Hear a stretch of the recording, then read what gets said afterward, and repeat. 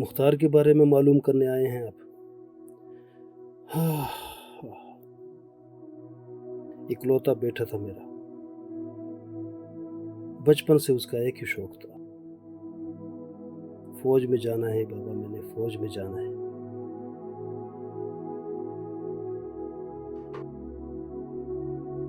घर की एक एक चीज मुझे उसकी याद दिलाती है।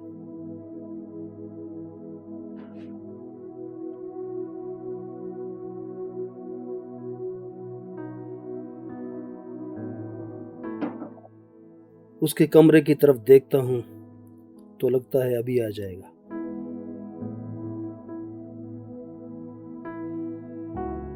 जब भी मोबाइल की तरफ देखता हूं तो लगता है अभी कॉल आएगी उसकी और कहेगा, पापा दोस्तों के साथ हूँ मैं आज, घर देर से आऊंगा। शायरी का बहुत शौक था उसे और लोगों के शेर उठाकर अल्फाज बदल देता था और कहता था ये मेरा अपना शेर है।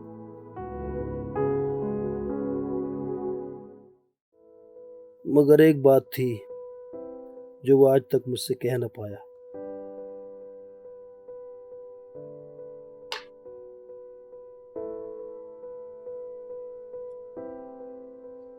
हाँ भाई, ये किसको लव लेटर लिख के जा रहे हैं?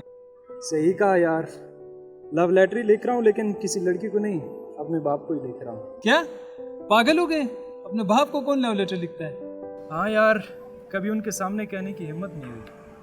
जब भी उनके सामने कहने की कोशिश करता था ऐसा लगता था किसी ने होंठ सी दिया। रोजर, अच्छा यार मैं चलता हूँ, तू भी जल्दी से आजा, मैंने चेंज करना है। बाबा, याद है आपको वो दिन जब दादी का इंतकाल हुआ था? उस दिन मैंने ज़िंदगी में पहली दफ़ा देखा था कि मेरा बाप एक 5 साल के बच्चे की तरह ज़ारो कतार रो रहा है। उस दिन एक बात का एहसास हुआ था मुझे बाबा कि आपने हमारी खुशी के लिए न जाने कितने गम के आंसू आपने एक हंसी में बदल दिए।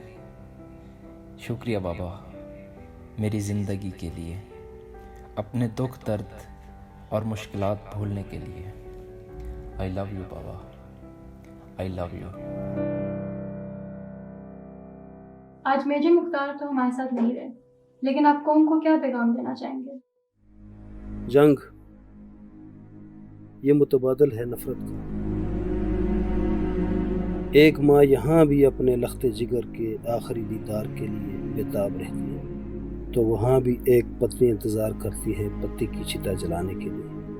एक बहन वहाँ भी राखी बंधन के लिए दरवाजे पर खड़ी राह तकती रहती है, और एक बाप यहाँ अपने लाल को आखिरी कांदा देने के लिए वापस जवान हो जाता है। जीत होती है तो सिर्फ नफरत की, इंसानियत हार जाती है।